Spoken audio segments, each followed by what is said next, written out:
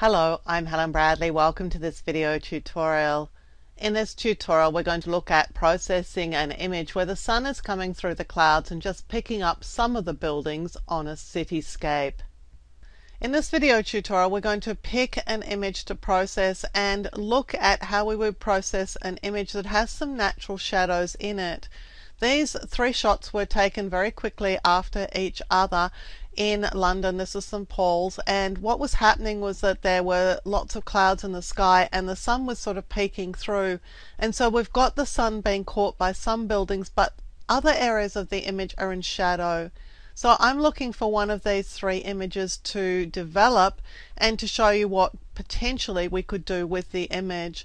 Now I've already done this one myself earlier, so I'm actually going to toss that one because I like a challenge, and if this turns out to be absolutely horrible, I'm just not going to produce it as a video. Now I'm just looking at these two images and determining if there is anything in either of these images that would make it a better choice than the other. I am not seeing anything significant, but you know, this one I'm thinking is a bit better. Don't know quite why, but let's make this one the one that we're going to process. So with it selected, I'm in survey view at the moment in Lightroom. I'm just going to go to loop view and let's take it into the develop module. Now the first thing that is screaming at me is that this is not straight. I have a lot of problems shooting straight, and obviously this was another one of my days of not shooting straight. So I'm going to adjust this using the crop tool. I don't want to actually crop it. All I really want to do at this stage is to straighten it. So let's go with that. The next thing to do is to just do some basic processing to the image. I can have a look at my white balance if I want to. I'm just going to see, I'm not actually sure what I shot this on, probably auto by the looks of it. Cloudy and shade are going to be way too warm for this. I'm actually thinking daylight might be a better choice, and perhaps even a little bit colder. Just don't think that I want to see it too yellow. So having looked at the white balance, now let's have a look at the exposure. Now typically for my camera it underexposes all the time, and this image is no exception. It's way underexposed. So let's just bring the exposure up a little bit and let's give it a bit of a boost in contrast. I want to pin my whites and blacks at this stage, so I'm going to Alt or Option key and drag on the whites because I want to see where my whites are. Well, you know, my whites were pretty much there.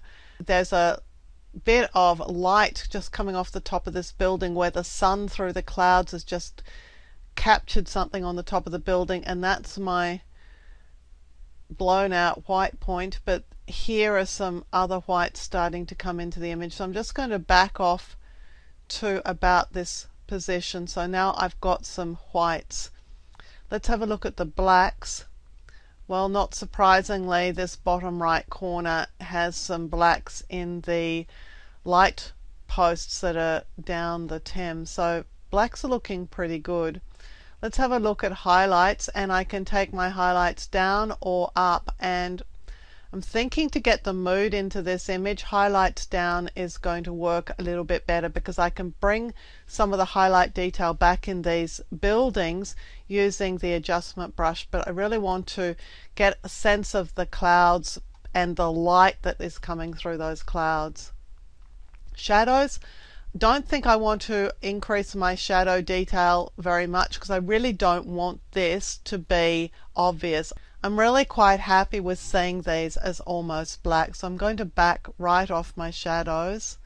Let's take it back to its natural state. Maybe open them up just a little bit, maybe +10 will be sufficient.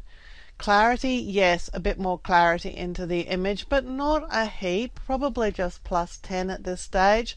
Vibrance, yes, but you can see that adding vibrance has actually added yellow into these buildings, and I really don't think I want to see so much. So I'm going to cool this down a little bit, take the temperature just a little bit to the left to add just a little bit more blue through it. From here I can have a look at the tone curve and see if any of these point curve options work. Medium contrast or strong contrast, way too much for this image, just not liking that at all. Let's see what happens when we actually adjust the point curve ourselves, lighten the lights a little bit. I think I'll leave that as it is. From here we need to decide creatively what we want to do with the image. I'm thinking I would like to spotlight in some of the buildings here, so I'm going to go to the adjustment brush. I have a low flow and low density, well, sort of mid-range flow and density, a reasonable feather, and my brush is a reasonable size. Auto mask is off. I have exposure set at 0.76, so that's like about 3/4 of a stop extra exposure, but remembering that my brush is really soft and really low flow. So what I'm looking at here is trying to pick up the areas where the sunlight was hitting these buildings, because I want this sort of contrast between where the sun hit and where it didn't hit. So there's actually a little point at the end of this building that the sun has captured. The sun has captured some pools, and I want to make sure that we're seeing that the sun has captured some pools. That was really what caught my eye, was that beautiful cathedral being hit by sunlight. And a few of the buildings along here caught it too, because they were like sort of face on to the sun. But for the rest of it, pretty much nothing else caught it. A little bit down here. Let's have a look at our mask overlay. You can see it's hardly pink at all, and that's because I've got a really low flow and low density on this. I just want to make it really subtle. If I go too far, Alt or Option key will allow me to flip the brush around. Let's turn off the mask overlay. So I'm happy with my exposure up a bit. I'm just going to tinker with my temperature, because I think cooling this down is actually going to make it look more lit up. A little less yellow, a little bit more of that sort of midday blue sun, even though this was not midday. So I'm pretty happy with that. I'm going to bring up a graduated filter from the bottom here. I just want to darken this a little bit. Of course, my graduated filter's got 3/4 of a stop of extra exposure in it. Well, we don't want that. We actually want to go the other way with this. A little bit that way, and perhaps even a little bit blue here,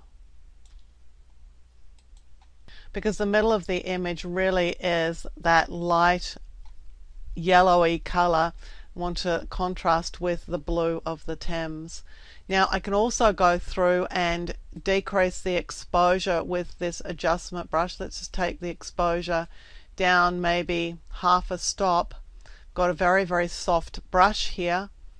Let's just increase the size of it, and we could just drop down the exposure on anything that we don't want to see lit quite as well.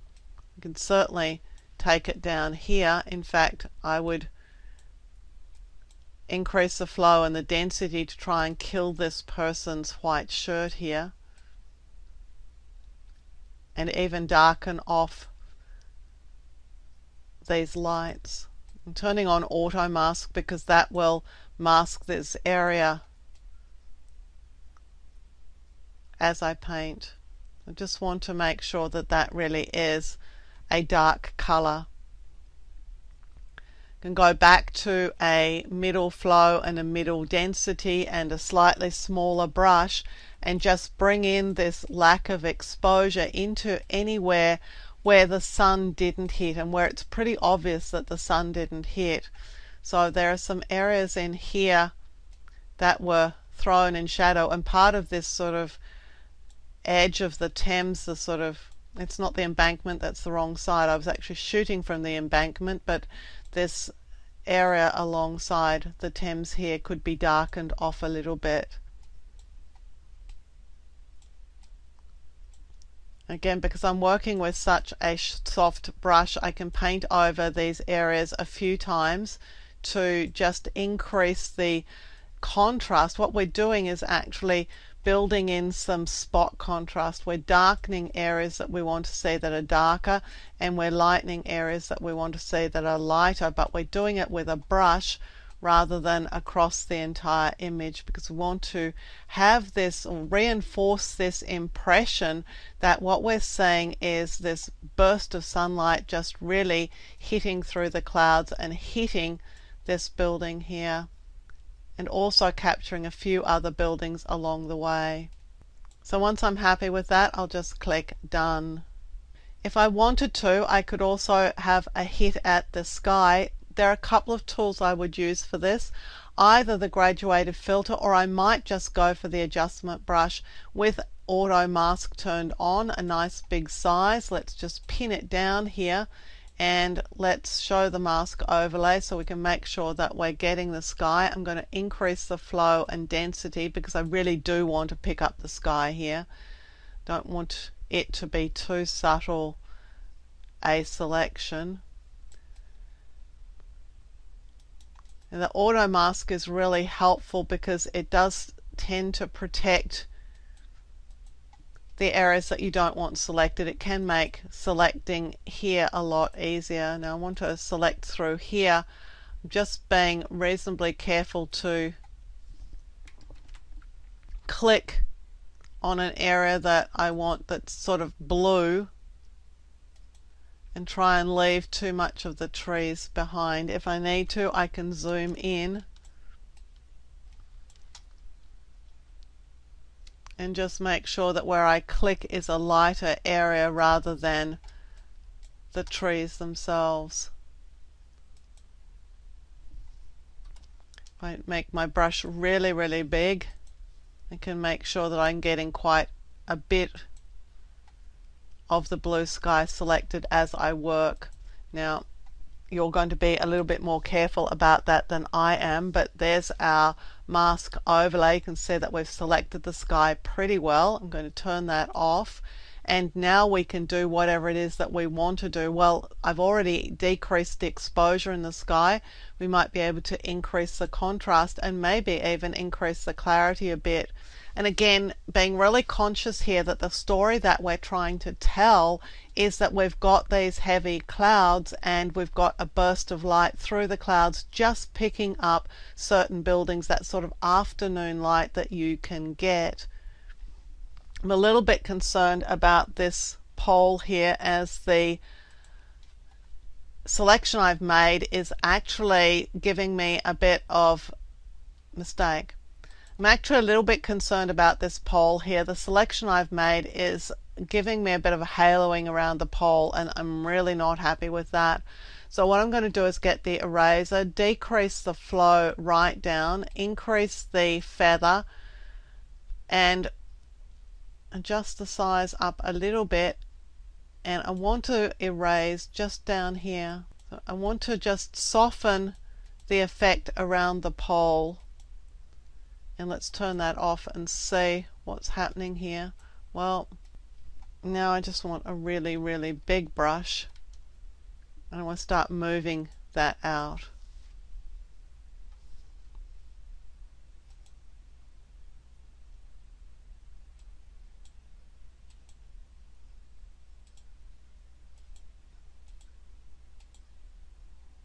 Let's see how we're going.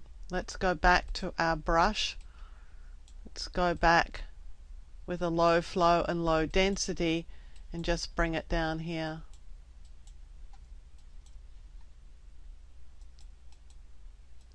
I think that's a bit better. I might do a bit more work in that area, just trying to make sure that we don't get the haloing around this area of the image.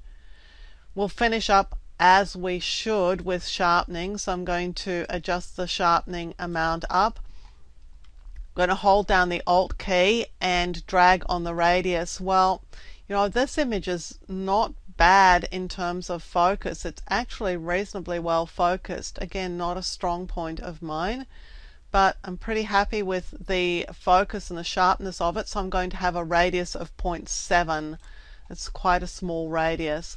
Detail, typically when I have a small radius I'll go a bit higher on detail, but here just probably around about 21 on detail. Now masking, yes, I do want to mask this quite considerably, so I'm just going to drag on the masking slider here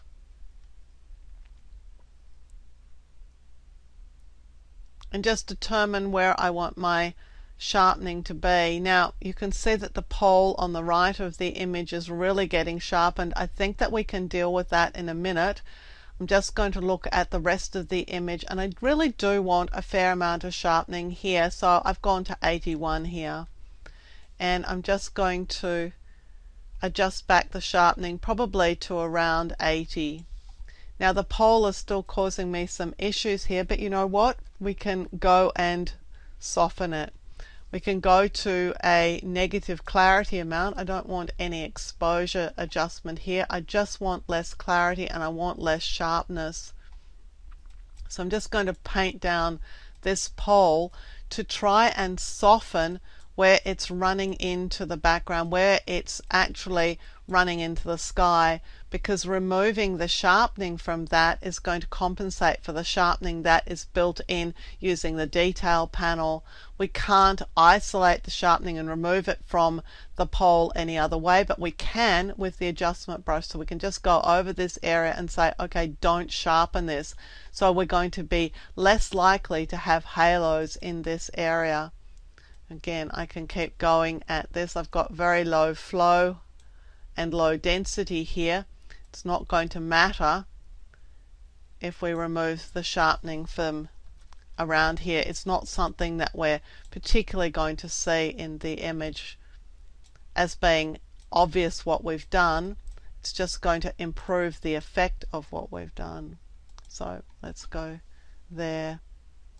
So let's have a look at the before and after. This is the before on this image, and this is the after. We've really brought back to the image something of what I saw when I took the photo. The shaft of light coming through and spotlighting some of the buildings along the Thames. If we really were concerned about this pole, we can get rid of it. That's another option we have, is that we can just go and crop this image a little bit more aggressively, and that's an option too. Here's the before, here's the after. So there's a way of processing an image in Lightroom, just looking at the image, asking ourselves what story it is telling, and then going and creating a processing effect that is reinforcing the story that we're trying to tell. I'm Helen Bradley. Thank you for joining me for this video tutorial. Look out for more video tutorials here on my YouTube channel, and consider subscribing to my channel and you'll be alerted when new videos are released. And visit my website at projectwoman.com, where you'll find more tips, tricks and tutorials on a range of applications including Photoshop, Lightroom, Illustrator and a whole lot more.